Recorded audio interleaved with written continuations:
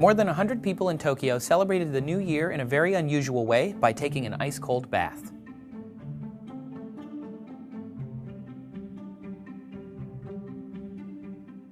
Dressed in traditional white clothing, the men and women jogged around a shrine and chanted before lowering themselves into the freezing cold water. This purification ritual is a central tenet of Shinto, a Japanese religion that is as old as the country itself. So what exactly is Shinto? Well, it's the largest religion in Japan, practiced by an estimated 80% of the population. Back in the 6th century, indigenous Japanese people invented the word Shinto to distinguish their already existing faith from Buddhism, which was spreading throughout the region. Over time, Shinto and Buddhism came to coexist peacefully. Shinto is considered more a way of life rather than a specific set of beliefs or worship of a central deity. Most Japanese people identify as both Buddhist and Shinto. So how can someone follow two religions at once? Well, Shinto doesn't have many of the characteristics associated with religion. Unlike Christianity or Buddhism, it has no official founder or sacred text.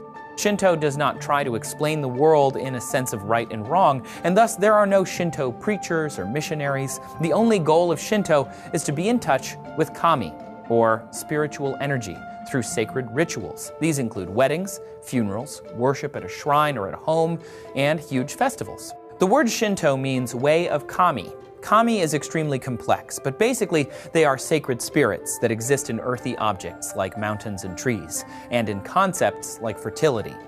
Kami also has an ancestral form as humans become kami after they die. The sun goddess Amaterasu is the most important kami. In Japanese mythology, the royal family is thought to be descended from Amaterasu, beginning with the first emperor, Jimmu. It was thought that prayers and offerings to kami spirits at Shinto shrines and festivals will wash away evil spirits and thus purify a person or object. This process is the lifeblood of the Shinto practice, happening on a daily, weekly, seasonal, lunar, and annual basis. In fact, taking part in ritualistic worship and purification is the entirety of their faith. This has garnered criticism, as some liken Shinto worship to a performance rather than an act of devotion based on values and beliefs. Adherents to Shinto, however, think of rituals as a religious experience, one that binds a community together even more so than shared beliefs. Although Shinto is thousands of years old, it still has an active presence in Japanese life. For instance, new buildings are purified by a Shinto priest, and many Japanese-made cars are blessed during the assembly process.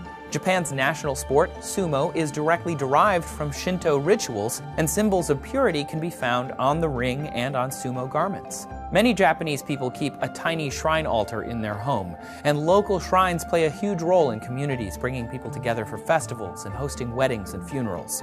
Whether or not they identify as religious, virtually everyone in Japan is, in some sense, a part of Shinto.